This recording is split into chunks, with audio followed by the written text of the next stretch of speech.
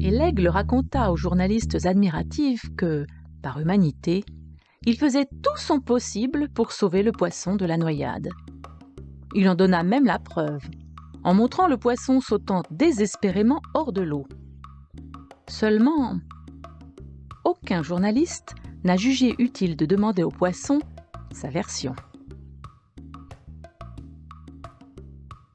En avril 1823, le secrétaire d'État et futur président des États-Unis d'Amérique, John Quincy Adams, assurait que Cuba tomberait entre les mains de sa nation comme un fruit mûr.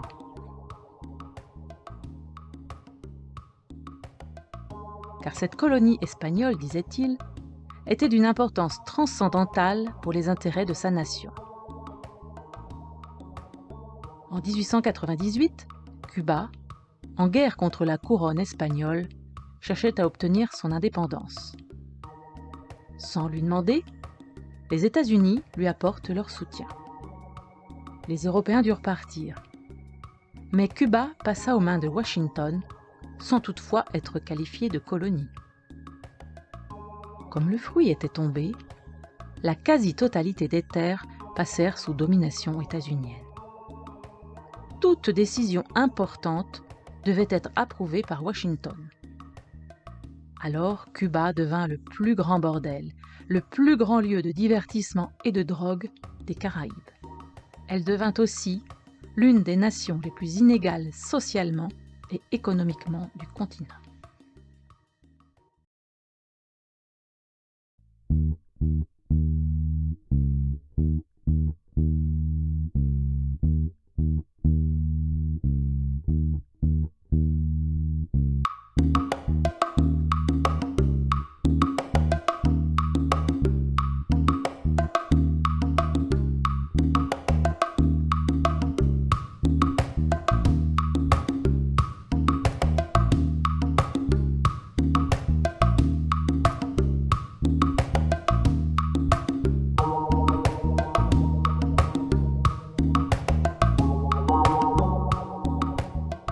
Telle était la situation à Cuba. Mais le 1er janvier 1959, la dictature sanglante au pouvoir fut renversée par la guérilla dirigée par Fidel Castro. Immédiatement, le nouveau gouvernement exigea le respect de sa souveraineté. Parmi ses premières mesures, il nationalisa les terres et les entreprises étrangères. Sans attendre, le président Dwight Eisenhower ordonna alors à la Central Intelligence Agency de mettre fin à cette révolution. La CIA crut qu'il lui suffirait seulement d'appliquer la stratégie de la guerre intégrale. Celle-ci consistait en des actions psychologiques, de propagande, paramilitaires, criminelles et terroristes. La CIA l'avait inventée et mise en œuvre en 1953 pour renverser le gouvernement du Premier ministre d'Iran, Mohammad Mossadegh, qui avait décidé de nationaliser le pétrole. L'année suivante, elle l'avait appliquée au Guatemala pour faire tomber le président Jacobo Arbenz, qui tentait de nationaliser une partie des immenses propriétés de la United Fruit Company. À présent, la CIA devait utiliser la guerre intégrale afin de déstabiliser la révolution cubaine. Il pensait que ce serait facile, en raison de son influence et de son pouvoir à Cuba. De plus, les quelques 120 km séparant leurs deux territoires faciliteraient aussi les agressions. Les actions psychologiques et de propagande furent déclenchées en premier.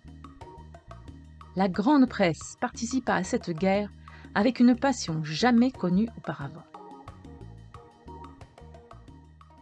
Los medios internacionales les saltan a la garganta para tratar de asfixiar a la revolución desde el punto de vista mediático, tratando de mostrar que Cuba es en realidad un infierno, que es una banda de carniceros y de tiranos que se han amparado del poder, que se está abusando de los ciudadanos, etc. La descripción de algo que tiene que repeler el modelo que no hay que imitar. Todo esto tratando a la vez de cambiar las mentes y los corazones en el interior y desprestigiar a Cuba en el exterior.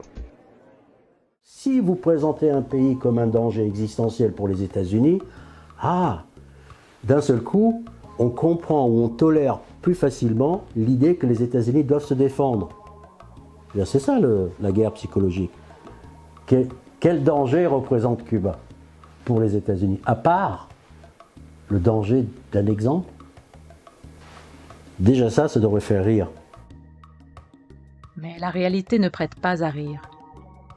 Car jusqu'à aujourd'hui, et ce depuis 1959, la guerre contre la révolution cubaine ne s'est pas interrompue un seul jour. C'est la plus longue agression intégrale non déclarée contre une nation dans l'histoire de l'humanité.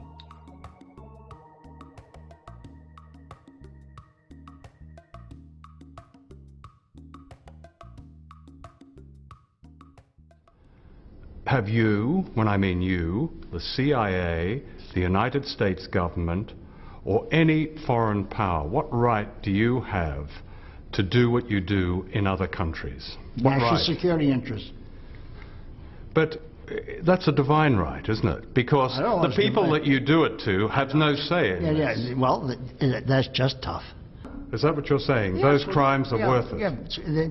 Sometimes, unfortunately, things have to be changed in a rather ugly way.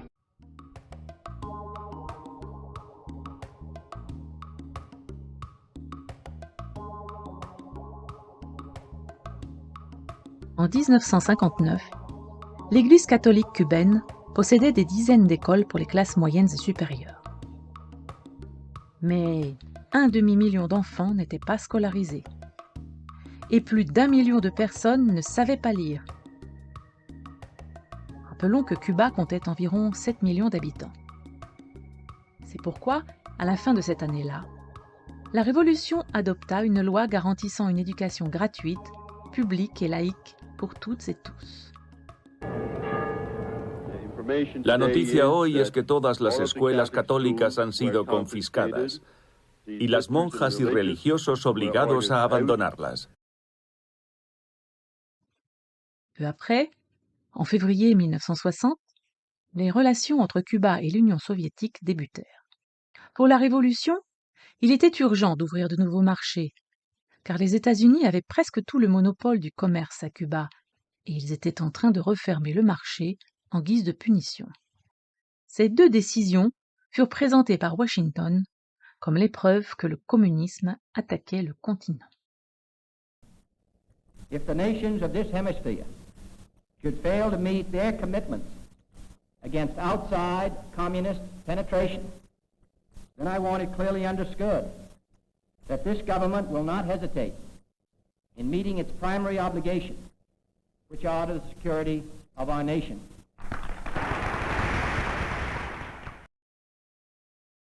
Alors, une féroce campagne médiatique et psychologique commença contre la Révolution. Estamos influenciados mucho por nuestros padres y por los profesores de nosotros que no creían en el sistema comunista. Entonces nos hablaban en las clases, lo que se avecina para acá es una cosa bien difícil, nos quieren convertir como en Rusia. Así que, por supuesto, esa propaganda de la inteligencia estadounidense contribuía al miedo de las familias de las clases media y alta. La CIA era capaz de propagar rumores como que en la Europa del Este los comunistas se bebían la sangre de los niños. Y otros, los de menos suerte, serán enviados para ser matados, cocinados y puestos en conservas.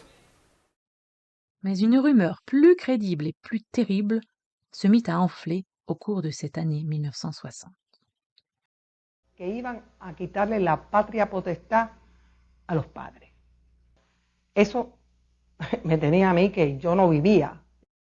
Depuis la Floride et l'Amérique centrale, des émissions de radio répétaient la même chose.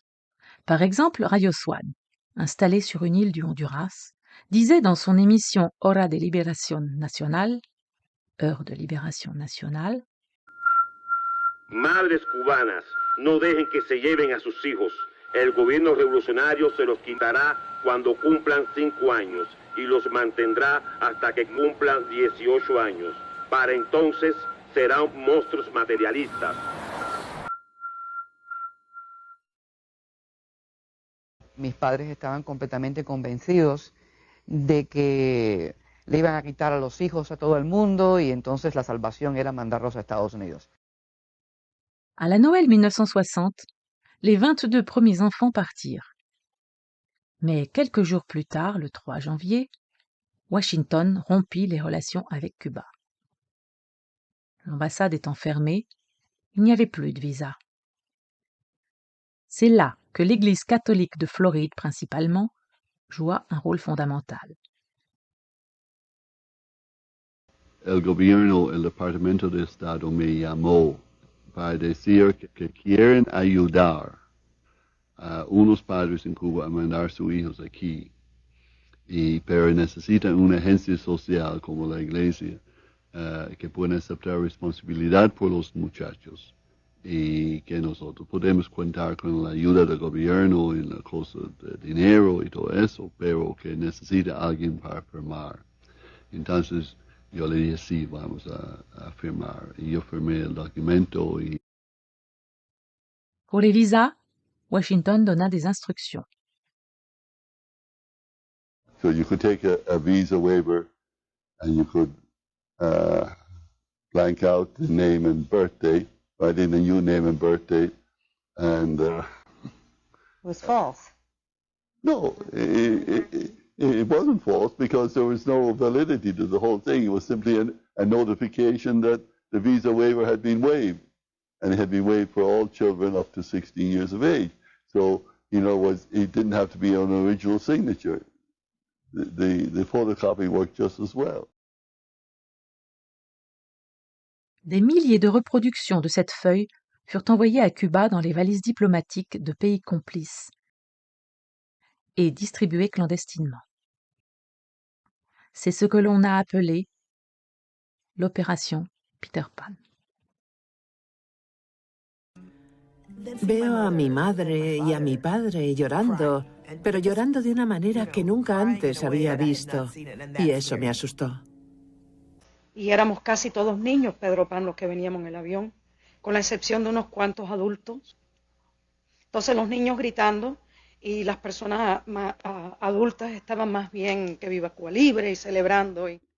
Uno de los grandes shocks de esa situación fue saber que íbamos a orfelinatos, porque la noción que tenían los padres en Cuba era que los niños iban a ir, las niñas iban a ir a escuelas privadas americanas. Y de madrugada a veces te sentía niños gritando papi, mami, y yo con 13 años pues lloré muchas noches. Mi hermano era niño, ¿no? Era un niño. Y las cartas que le mandaba a mi madre estaban llenas desde el principio al final de la hoja, por delante y por detrás, con solamente dos palabras que se repetían y se repetían y se repetían así toda la hoja por delante y por detrás.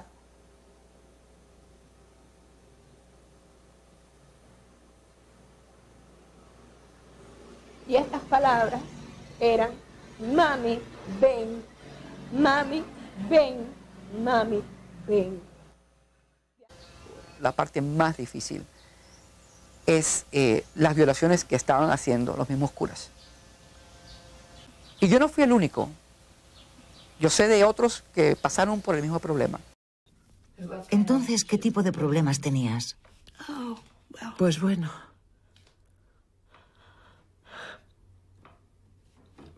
¿Podemos parar? No quiero hablar de eso.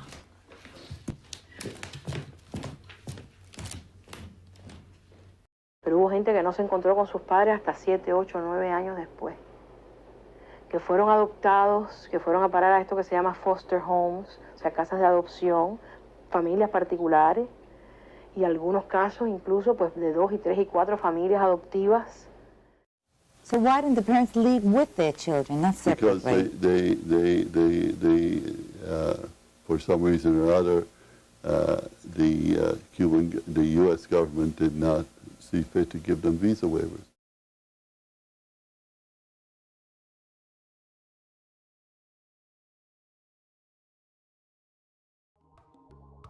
En ese momento, en el momento de la operación Peter Pan, había todos los días atentados en Cuba. Había bombas que estallaban en los grandes almacenes, bombas que estallaban en los cines, bombas contra los campesinos, se incendiaban cosechas, grupos mercenarios que se autoerigían en justicieros en aquel momento.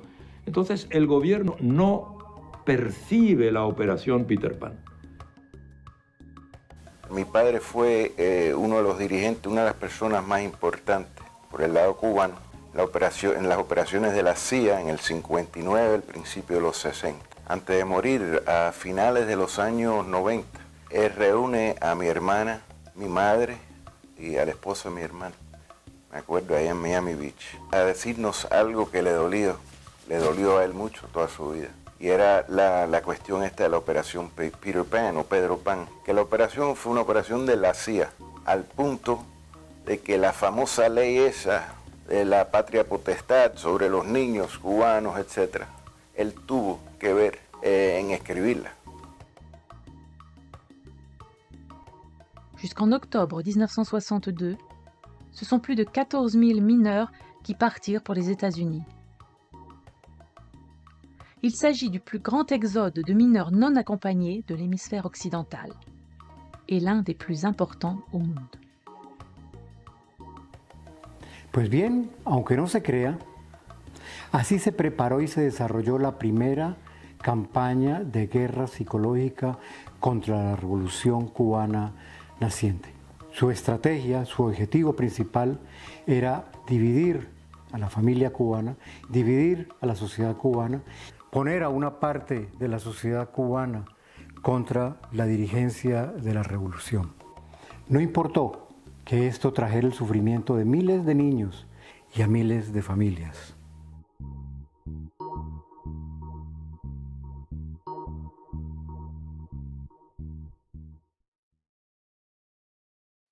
Dans cette tentative de mainmise sur Cuba, Washington a toujours compté sur des alliés qu'il protège sous le nom d'exilés, d'opposants, de dissidents, d'anticastristes ou de patriotes. Ils font ce que Washington planifie. Dans la plupart des cas, ils sont bien rémunérés. Allen Dulles, le chef de la CIA, convainquit très facilement le président Kennedy de poursuivre les préparatifs d'invasion de Cuba. L'agence avait une brillante image d'efficacité grâce au coup d'État en Iran et au Guatemala, avec la guerre intégrale. En Floride, au Panama, au Guatemala et au Nicaragua, la CIA formait déjà des milliers de Cubains.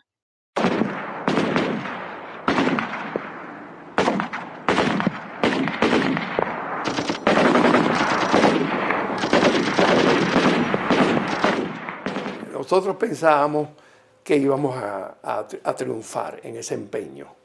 El hecho de que los americanos nos estuvieran apoyando era una cosa para nosotros que garantizaba el triunfo de esa invasión.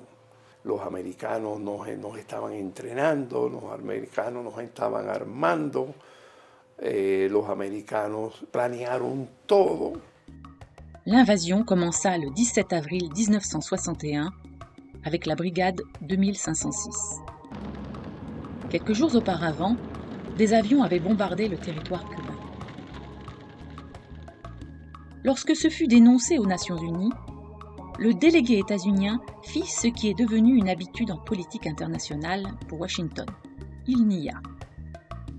These charges are totally false and I deny them categorically. The United States has committed no aggression against Cuba and no offensive has been launched from Florida or from any other part of the United States. En moins de 70 heures, environ 1500 envahisseurs furent vaincus. Fidel Castro dirigea les opérations sur le front. C'était la deuxième défaite militaire et politique des États-Unis après la Corée. Kennedy, rouge de colère, dut reconnaître sa responsabilité. Quelques mois plus tard, presque 1200 prisonniers furent échangés contre des médicaments, de la nourriture pour enfants et des tracteurs. À Miami, ils remirent le drapeau de la brigade à Kennedy, démontrant ce jour-là qui était leur commandant en chef.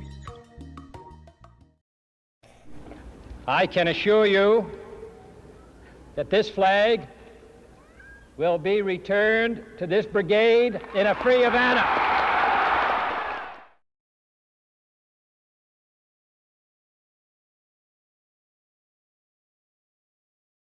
L'acte terroriste le plus abject contre Cuba est l'attentat à la bombe contre un avion de ligne cubain en octobre 1976. C'était le premier acte de terrorisme aérien sur le continent américain. Et cela reste l'attentat aérien le plus grave après celui du 11 septembre. Mais personne ne le sait. Le 6 octobre 1976, le vol Cubana 455 quittait la piste de l'île de la Barbade à destination de la Jamaïque, puis de la Havane. Quelques minutes plus tard, 2 bombes explosèrent dans l'avion.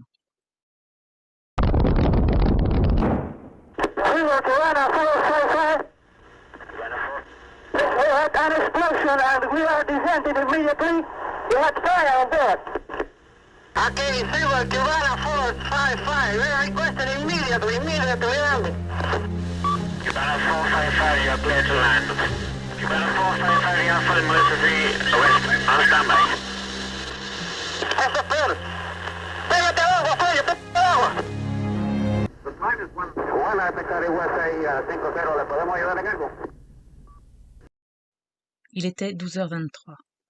73 personnes moururent, dont une enfant et l'équipe de jeunes escrimeurs cubains.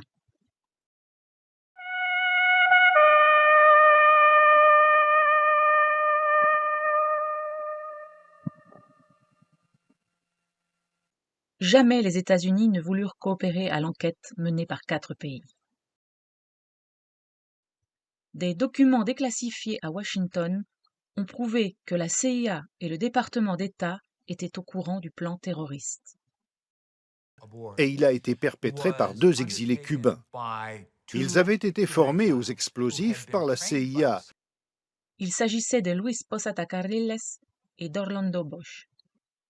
Bien que le FBI ait considéré Posada Carriles comme le Ben Laden de l'Amérique latine, celui-ci a toujours bénéficié de la protection de la famille Bush.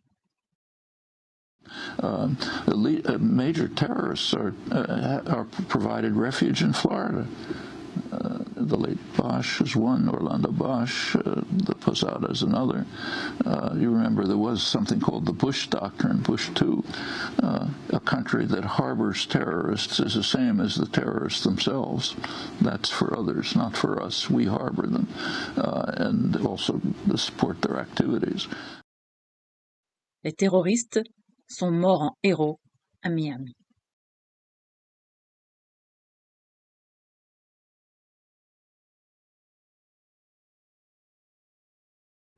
La clase política en Estados Unidos parece ha pensado siempre que si no dominan a Cuba, Cuba constituye una vulnerabilidad intolerable para Estados Unidos.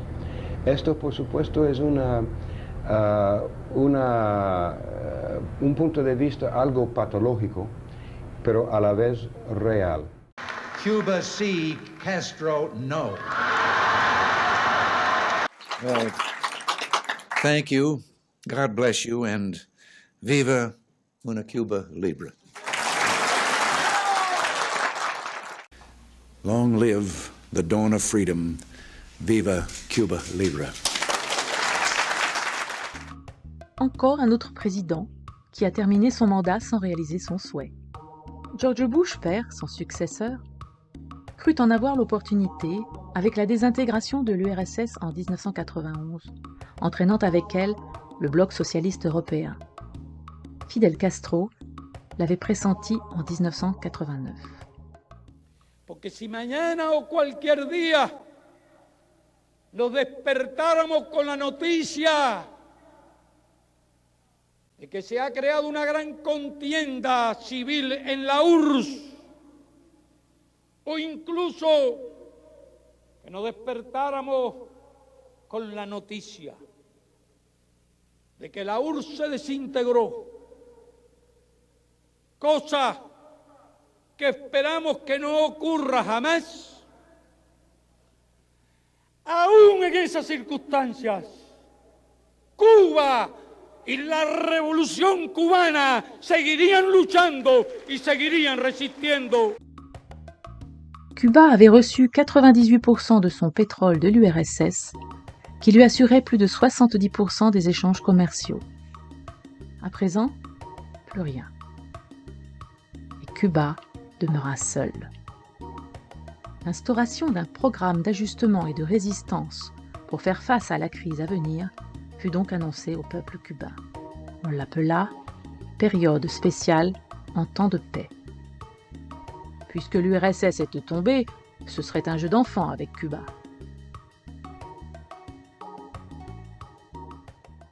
Bueno, con la caída del campo socialista, la apuesta de todo Occidente, y lamentablemente así lo creyeron muchos de la izquierda en el mundo, que Cuba se caía ya por su propio peso.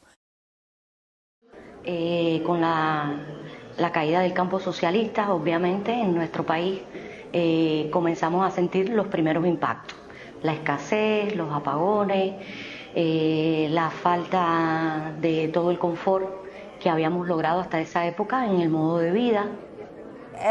Percibí, viví y compartí los días difíciles del pueblo de Cuba cuando este pueblo comenzó a unirse, a crear más solidaridad. El reto era vencer y no hay otra, hay que vencer, y para vencer había que sacrificarse y el pueblo se sacrificó. Fueron muchas las dificultades, fueron muchos los obstáculos de transporte, de corriente eléctrica. Yo escribí mi tesis con velas, porque pasábamos 15 y 16 horas sin corriente eléctrica. Había que subir 11 pisos con aquellos niños pequeños, sus mochilas, llegar en medio de un apagón. A veces teníamos alguna lamparita recargada, a veces tenían que hacer sus tareas bajo una penumbre horrible. Cuando tenía que ir a estudiar y ir a los ensayos, no pasaba el transporte, pero no importaba. Cualquiera te paraba, un camión, lo que sea, o una bicicleta, y llegábamos. A veces un poquito caminando y otro poquito en algún transporte. La dificultad alimentaria sí, fue muy difícil. La recuerdo que no había aceite, comíamos las comidas hervidas. Lo que había, se comía.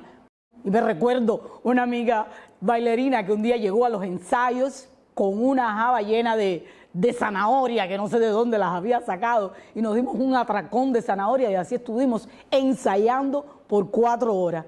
Fue una situación muy difícil, que incluso hubo varios miles de personas en Cuba que se enfermaron por las carencias de vitaminas y por ataques de virus, etcétera, que hubo en ese momento, que produjeron una epidemia en Cuba de una cosa que se llamó la polineuropatía epidémica. Yo quisiera saber cuántos cubanos han muerto directamente o indirectamente con motivo del bloqueo, porque es evidente que si usted necesita insulina y no la recibe, pues si usted es diabético, usted se muere. Nunca se cerró un hospital, nunca se cerró un policlínico, nunca se cerró una escuela, nunca se cerró un círculo infantil. En 1992, en pleno periodo especial, yo quedé embarazada. Pero a pesar de que había una situación complicada en el país, a mí el país me garantizaba que yo tuviera mi litro de leche 2 o 3 veces a la semana. Alors que Washington et ses alliés cherchaient à vaincre la révolution par la famine, la campagne médiatique était constante, à l'intérieur et à l'extérieur de Cuba. La guerra psicológica lo que hace es tratar de convencer, y convence a una parte de las personas, tratar de convencer al pueblo cubano, también a la opinión pública internacional, que quien es culpable de esta situación de penurias, de escasez, de desabastecimiento en la isla, todos estos problemas que son bien conocidos, el culpable no es el gobierno de Estados Unidos, no son las sanciones, no es la guerra económica, sino el gobierno cubano, el sistema socialista, la ineficacia de un modelo económico y social que es un fracaso. Este es el relato que tratan de imponer a través de la guerra psicológica. Y fueron pasando los meses y los años y la revolución no se rendía. Lo que constató Washington es que su veneno se le estaba devolviendo, que debido a la campaña incesante contra la revolución cubana dirigida a hambrear a este pueblo, a dividir a este pueblo, miles y miles estaban partiendo en balsas y en lo que pudieran a buscar lo que les ofrecía esa campaña de odio. Porque la idea era esta, demonizar y satanizar a la revolución cubana y a los dirigentes y al mismo tiempo decirle, vengan al sueño americano y aquí nosotros les vamos a dar todas las condiciones para vivir mucho más cómodo. Partieron tantos cubanos hacia la Florida que llegó un momento en que Washington decidió encerrarlos en la base militar de Guantánamo, territorio cubano ocupado por Estados Unidos. Y seguían pasando los meses y los años, y Cuba no se arrodillaba. Pero Estados Unidos seguía desesperado. Entonces el presidente Bill Clinton firmó la ley Helms-Burton, una ley que intentaba cortarle cualquier posibilidad de comercio a Cuba con cualquier país del mundo. Second, I will move promptly to reach agreement with the Congress on the pending Helms-Burton Cuba legislation so that it will enhance the effectiveness of the embargo in a way that advances the cause of democracy in Cuba. Une bonne partie de cette loi est uniquement destinée pour les États-Unis de clarifier les conditions dans lesquelles le blocus doit être levé. Cuba, pour être considéré comme un État démocratique et éventuellement lever le blocus, doit se soumettre au libéralisme économique, doit privatiser son secteur bancaire, doit privatiser son système scolaire. C'est ça les conditions sine qua non. Ce n'est pas les droits de l'homme, qui sont à peine mentionnés. El bloqueo es extraterritorial, sanciona a todo el conjunto de empresas que quieren invertir en Cuba, impide las exportaciones de los principales rubros de Cuba a otros países, impide o las minimiza, ataca a parte del turismo a Cuba, impacta no solamente en la economía cubana de manera directa, sino en cualquier otra economía que quiere relacionarse con Cuba de alguna manera. Es un tema que tiene que interesar a todas las empresas que quieren invertir y que creen en este país. Si no hablamos más del tema del bloqueo como un tema político, sino como un tema social y que afecta a la economía de tantos empresarios que les gustaría invertir en ese maravilloso país. Porque un banco chino o un banco turco no va a querer exponerse a que el Tesoro americano lo sancione, como ha sancionado al Banco de Suiza, a bancos franceses, a bancos alemanes, directa o indirectamente, en particular en el sector financiero, tienes un bloqueo del 90-95% del capital. La presse, les grands médias arrivent soigneusement à éviter d'en parler. Rarement ils mentionnent les sanctions économiques. Quand ils les mentionnent, ils utilisent le terme un peu neutre, un peu sans saveur d'embargo. Mais jamais, jamais, jamais, et j'insiste sur jamais, ils n'expliquent en quoi consiste le blocus. Y el bloqueo es absolutamente determinante porque determina toda la vida cotidiana de Cuba. Que además nos hemos acostumbrado durante todo este tiempo a vivir un poco bajo la presión de qué será el mañana, sobre todo pensando en la cercanía que tenemos al gobierno de Estados Unidos, que bloquea nuestra economía en todos los sentidos, y el bloqueo sí es real, el bloqueo no es un eslogan. Todo lo que los Estados Unidos dicen sobre la legitimidad del bloqueo o la legitimidad de las medidas coercitivas internacionales es falso en el derecho internacional.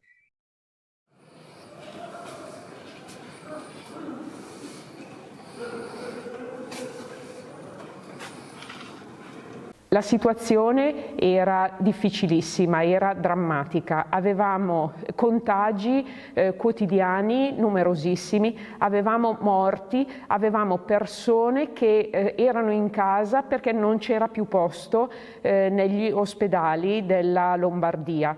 Avevamo chiesto aiuto allo Stato italiano, aveva potuto allestire un ospedale da campo, ma non aveva personale medico.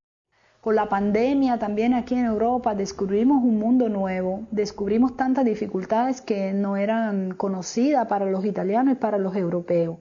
E quindi sono arrivati dall'isola di Cuba i nostri hermanos de Cuba. Nunca se había llegado a auxiliar a un país desarrollado, a países del primer mundo, y países que nunca se imaginaron que iban a ser tan afectados así como Italia en este caso, donde el 22 de marzo llegó una brigada médica compuesta por 52 cooperantes de la salud, entre médicos, enfermeros, epidemiólogos, especialistas en diferentes especialidades médicas que contribuyeron en la ciudad de Crema, en Lombardía, y después otra brigada médica que se incorporó en Turín, en Piamonte, con 37 colaboradores, y después también una brigada médica che estuvo in Andorra.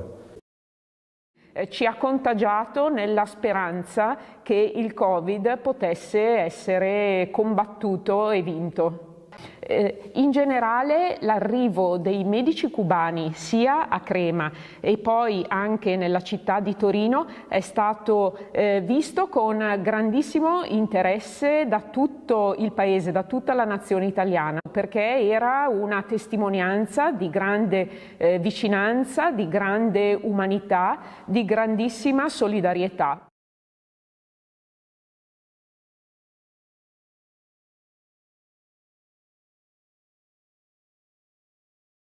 ...58 brigadas médicas en 42 países participaron en la lucha contra la COVID-19 en diferentes momentos y en diferentes continentes. Un contingent de médecins et d'infirmiers cubains est arrivé vendredi à l'aéroport de Luanda, la capitale angolaise. Ce sont plus de 250 professionnels médicaux qui apporteront leur soutien aux équipes locales dans la lutte contre la pandémie de Covid-19. Ils sont 15 et arrivent sous les applaudissements du président de la collectivité territoriale de Martinique et des médecins de l'île. C'est une première en France. Nosotros hemos tenido cooperación médica en más de 167 países. Actualmente en 59 países persiste la colaboración médica. Por más de 2 décadas, la Brigada Médica Cubana en Haití presta servicios en esta nación caribeña. Creada en 1998 tras el azote del huracán George. Ocurrió un suceso que marcó también una diferencia en cuanto a la cooperación médica en el exterior, y fue en el año 2005, cuando fue creado el contingente Henry Riff, especializado en desastres naturales y graves epidemias. Y ante un evento meteorológico que ocurrió, el huracán Katrina, en New Orleans, en los Estados Unidos, y el gobierno cubano le brinda esa ayuda al gobierno de los Estados Unidos, desestimó esa ayuda médica y de personal de salud. Cuba será pronto libre.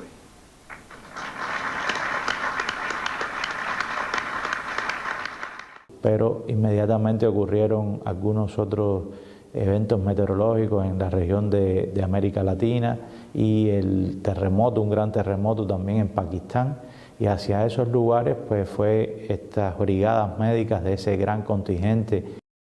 Nous avons alors envoyé une brigade composée de 32 hôpitaux de campagne avec plus de 1000 médecins pour soutenir la population pakistanaise. Bien armés en matière épidémiologique, les docteurs soldats de Cuba sont intervenus en masse pour contenir Ebola en 2014, en Guinée, en Sierra Leone et au Libéria. Nuestro país no tiene los médicos ni los especialistas que se requieren. Mientras los neoliberales estaban impidiendo que se formaran médicos, en Cuba estaban impulsando y el que se consolidara uno de los mejores sistemas de salud del mundo. Mientras otros países envían tropas y armas a muchas naciones, Cuba envía médicos. Es que me da risa, envía médicos porque los venden, loca. La fabrique de la haine ne pouvait pas permettre au monde de voir une telle solidarité de la part d'un pays qu'elle a maintenu sous blocus. C'est pourquoi, toujours soutenue par la grande presse, elle a déversé son flot venimeux de mensonges.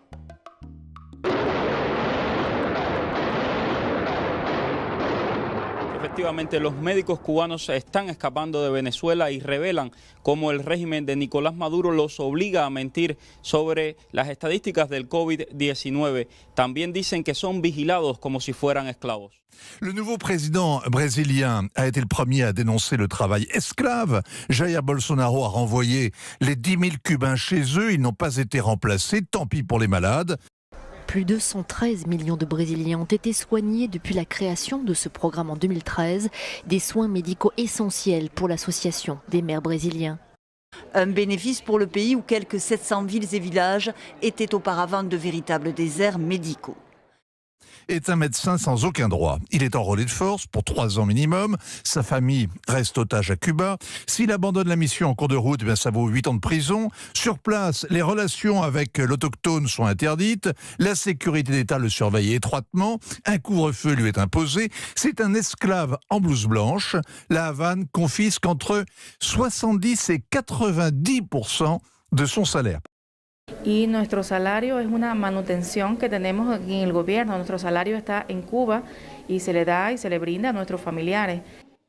Vamos inicialmente como médicos y al final nos convertimos en políticos, porque vamos a diseminar, a difundir, a cambiar la forma de pensar de esos pacientes en esos países para convertirlos en comunistas. Por eso a cada cubano que agarren en Venezuela lo que deben es cortarle el cuello, cortárselo. Que no vengan más diciendo que están a favor de que vienen aquí a resolver, de ayudar al pueblo venezolano. Ustedes no ayudan a nadie. Ustedes son parte de la complicidad del comunismo internacional.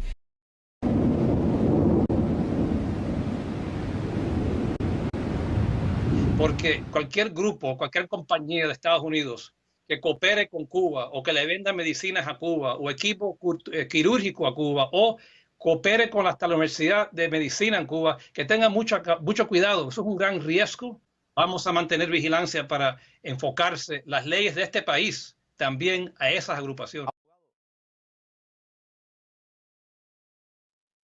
En 1997, Cuba était devenue une destination touristique et son économie commençait à sortir de la période spéciale. C'est alors que des actes terroristes furent commis dans des hôtels de La Havane et de Varadero. La presse mondiale déclara qu'il s'agissait de militaires opposés à la révolution. Les touristes prirent peur. Le 4 septembre, 4 bombes éclatèrent. L'une d'elles tua l'Italien Fabio Di Celmo à l'hôtel Copacabana. Él estaba de pie cuando explotó la bomba y murió en pocos minutos. 2 Centra-Américains furent rapidement capturés et reconnurent avoir été payés. On sut très vite que le cerveau de l'opération était Luis Posada Carriles. Después de pocas semanas, una declaración al New York Times, a donde dice, lo siento mucho, que yo le doy a la familia mi pesar, pero quiero añadir que él se encontraba en un lugar equivocado, en el momento equivocado. On apprit également que le financement provenait de la Fondation nationale cubano-américaine basée à Miami. En 1990, dans un courrier interne de la Fondation, il avait été dit que toutes les méthodes seraient utilisées contre Cuba et que s'il fallait verser le sang, il le verserait. Les bombes qui ont explosé à Cuba en sont la preuve. une fondation née au cœur même de la fabrique de la haine, au sein du Conseil national de sécurité du président Ronald Reagan en 1983.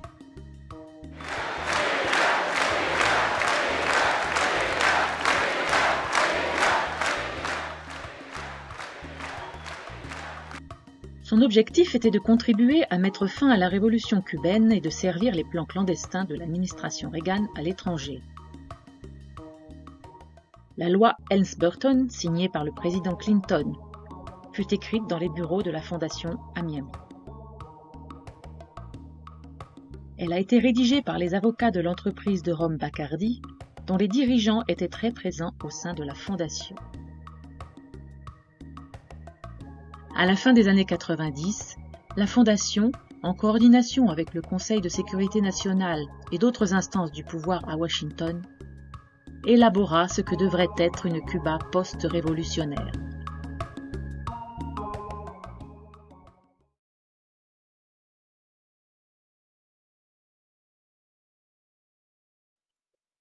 Le 20 mars 2016, le président Barack Obama est venu à Cuba. Avant lui, seul Calvin Coolidge s'y était rendu en 1928. Obama avait rétabli les relations diplomatiques 5 mois plus tôt. Il est le premier président états-unien depuis 1959 à ne pas avoir parlé de détruire la révolution.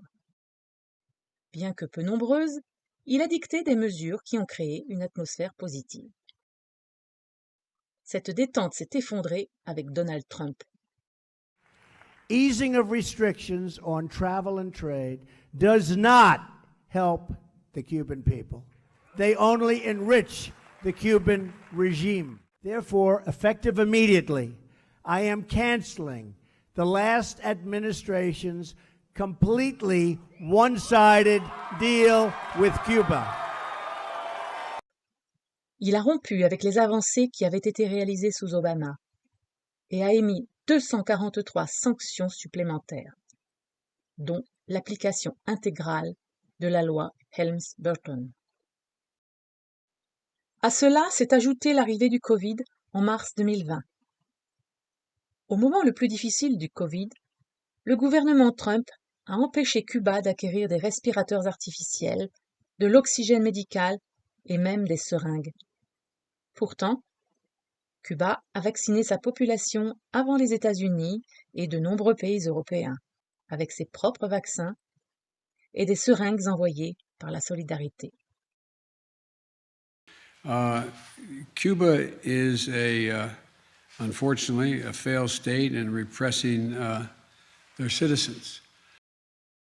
La brutalidad, la perversidad, la maldad con que el gobierno de Estados Unidos se ensañó con este pueblo cuando la COVID, eso a mí no se me olvida nunca en la vida. Y lo voy a reclamar donde lo tenga que reclamar.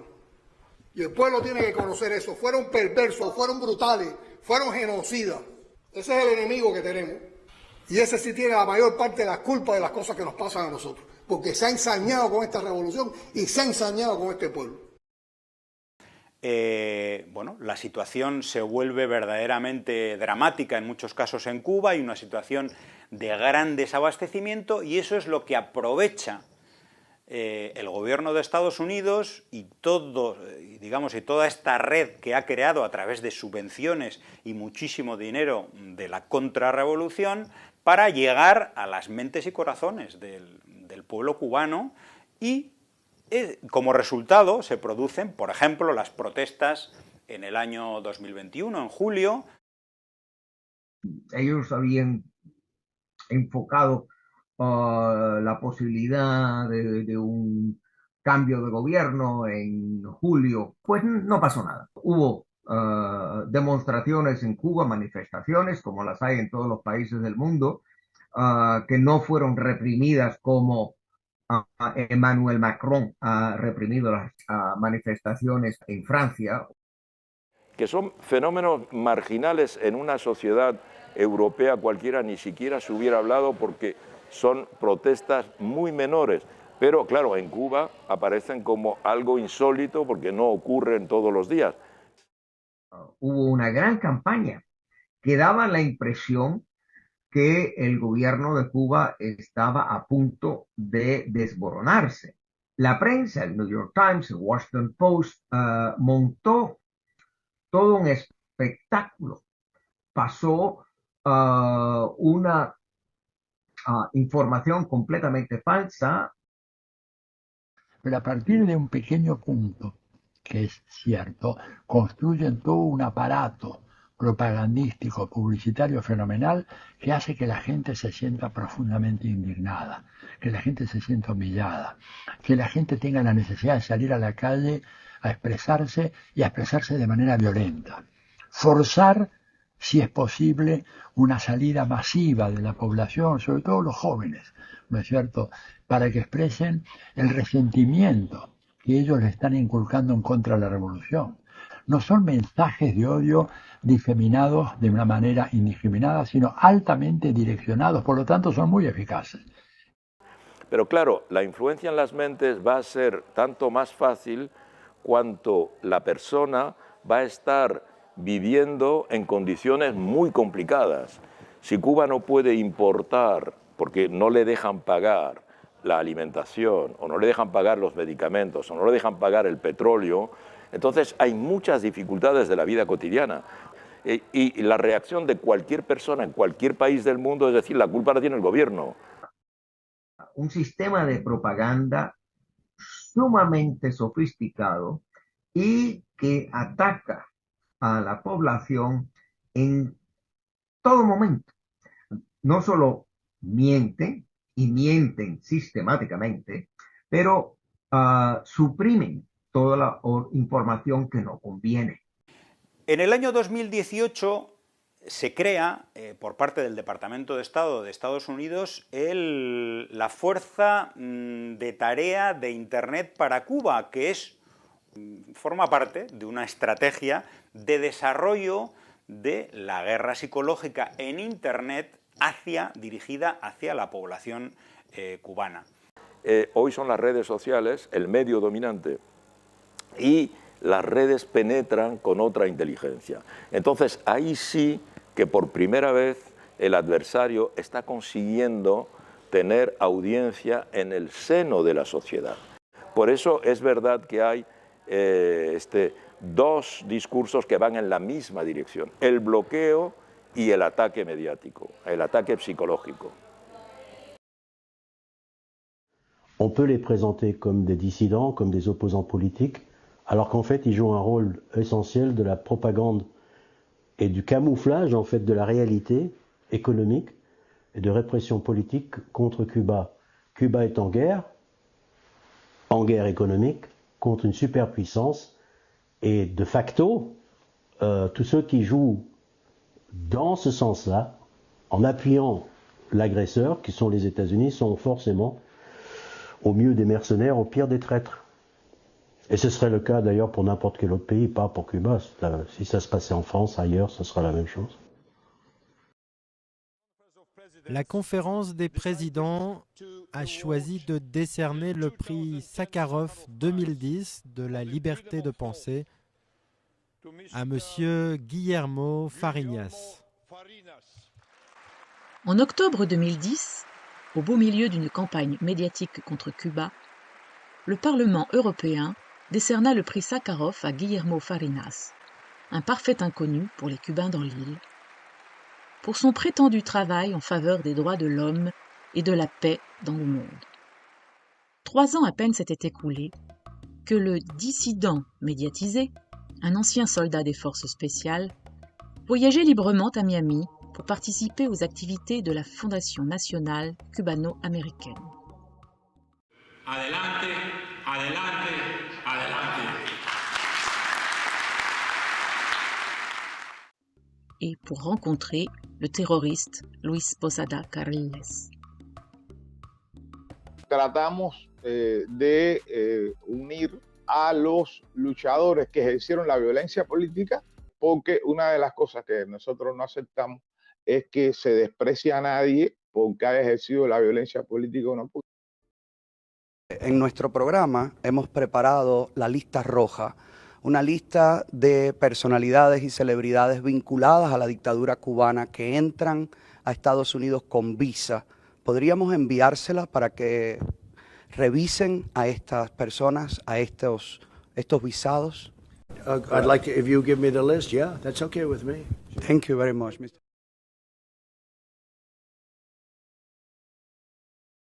So, sí funciona el embargo. Pero claro que funciona. A Cuba hay que meterle, como digo yo, el DPI. Completa. ¿Qué más puede hacer Estados Unidos? Tienen que apretar. Y yo pienso que Estados Unidos tiene que verdaderamente hacerse respetar. Y apretarlo duro. Con la participación de importantes figuras del exilio cubano, venezolano y nicaragüense, la Asamblea de la Resistencia apoyó hoy las nuevas medidas de Washington para reforzar el embargo a Cuba y pidió nuevas sanciones para aislar al régimen en la región. Que somos al final los que te metemos en tu mente que en la vida real tú no ayudas a tu familia mandándole comida y dinero. No hay que mantener a los cubanos en Cuba porque al final mantienes la dictadura, mantienes la represión, mantienes la miseria, aunque a ti te parezca que lo que estás haciendo es ayudar a tu familia. Y voy a ganar la alcaldía del condado. Y voy a hacer todo lo posible, absolutamente todo lo posible, para obligar a los legisladores a cambiar lo que haya que cambiar para que la dictadura cubana desde este condado no reciba un solo beneficio. La principal moneda para la compra de alimentos internacionalmente sigue siendo el dólar. Los precios de los alimentos se han triplicado en lo que va de este año. Al régimen no tener acceso a esa banca, no tiene esa moneda, el régimen no puede cambiar dólares, no puede comprar alimentos. Y te baja la mierda con tu perra hambre y te baja la mierda con Díaz-Canel metido en el y ya, yo no quiero ser ni mártir, ni luchadora, ni la más dura, ni nada. Pero si se ponen a comer tanta yo me retiro de hablar de política. Y yo estoy aquí en el Yuma viviendo bien.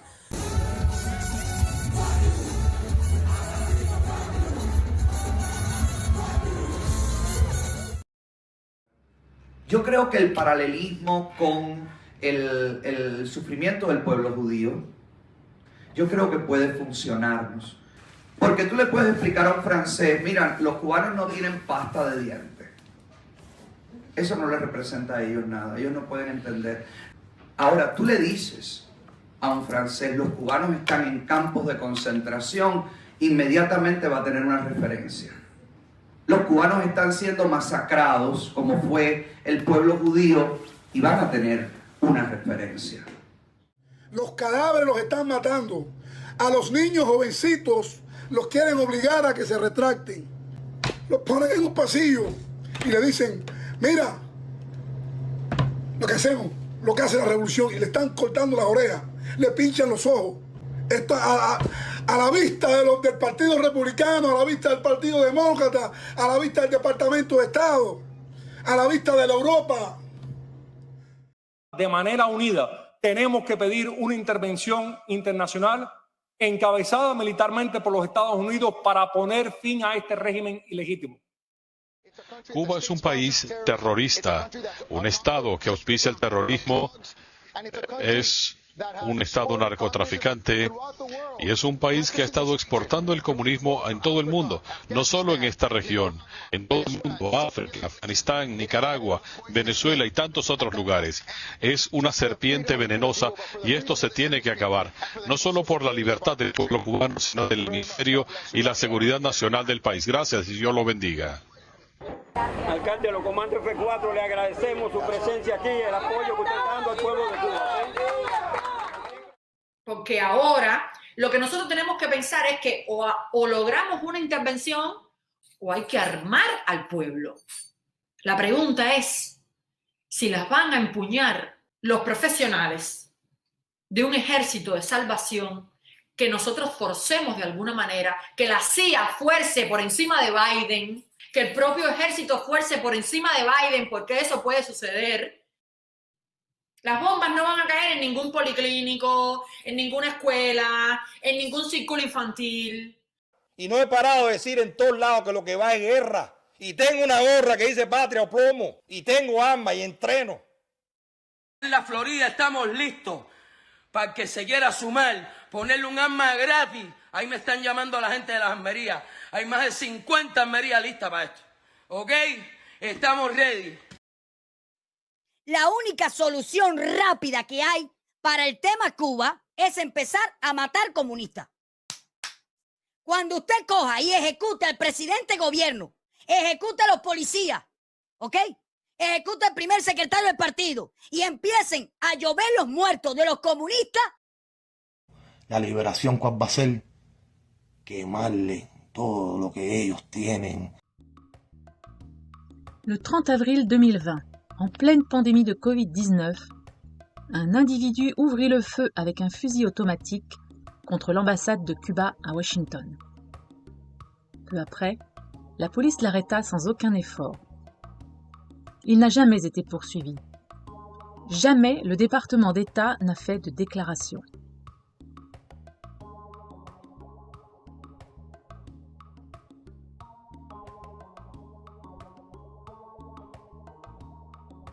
Presque un an plus tard, le 26 juillet 2021, 3 bombes incendiaires furent lancées contre l'ambassade cubaine à Paris.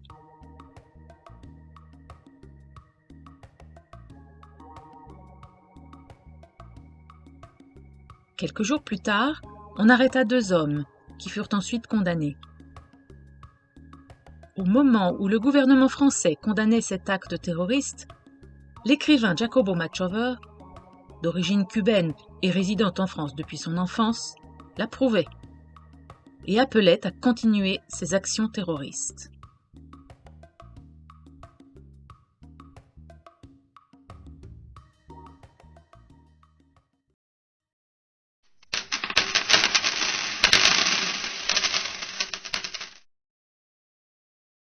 Te sorprendería si te digo que durante 20 años, desde el 2001 hasta el 2020, el gobierno de los Estados Unidos ha declarado, mediante el IRS, la Oficina de Impuestos del gobierno de los Estados Unidos, que más de 160 organizaciones que se dedican a luchar en contra de la dictadura han empleado 407 millones de dólares en esta lucha. Y mi pregunta es, ¿en qué se ha gastado este dinero?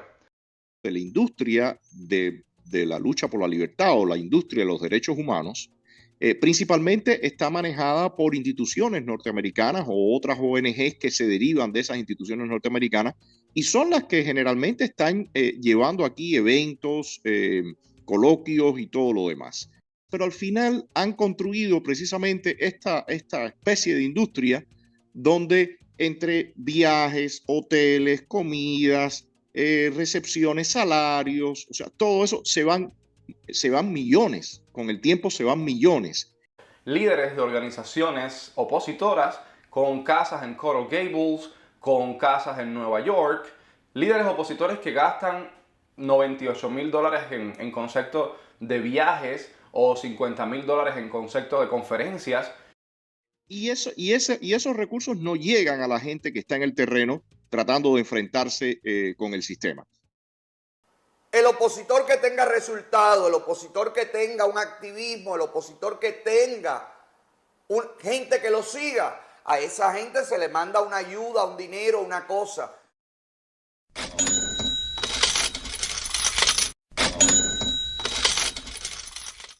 De un ser humano que su recurso más grande ha sido vivir del dolor del cubano. Hace rato se está enriqueciendo y nada de malo con que alguien se enriquezca con el esfuerzo de su trabajo, pero sí con el dolor ajeno. Clara Cabrera, no te puedo decir que has lucrado porque a ti te ha ido mal hasta de a ti te ha ido mal de todo.